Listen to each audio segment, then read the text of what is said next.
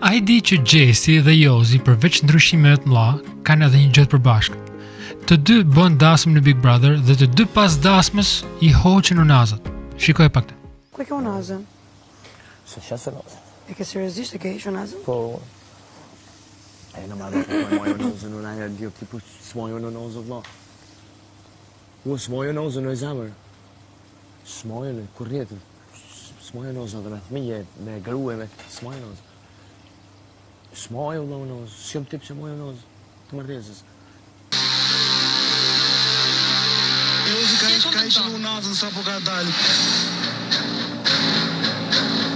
Tani, pse është kaq e vështirë për ta mbajtur unazën sot? Sepse fenomeni i heqjes së unazës është edhe jashtë Big Brotherit. Unaza nuk është një garanci për besnikëri, por është një shenjë publike, një kujtesë për të tjerët dhe për veten që këto burra që e mbajnë unazën janë të martuar. Dikur kjo shenjë kishte peshë, sot jetojmë në një brez ku martesa është kthyer në një trend i dalë jashtë mode.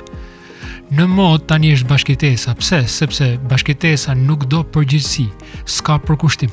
Sot duam të kemi gjithçka pa bërë asnjë zotim. Por një marrëdhënie pa përkushtim është si një shtëpi pa themele. Duket mirë deri ditën kur bie era. Pyetja nuk është çfarë bën Gjesti apo Jozi, kështu që ju fanca mbajini veten. Pyetja është a ka vlerë besnikëria sot. Unaza s'të bën besnik, por mungesa e saj thot diçka.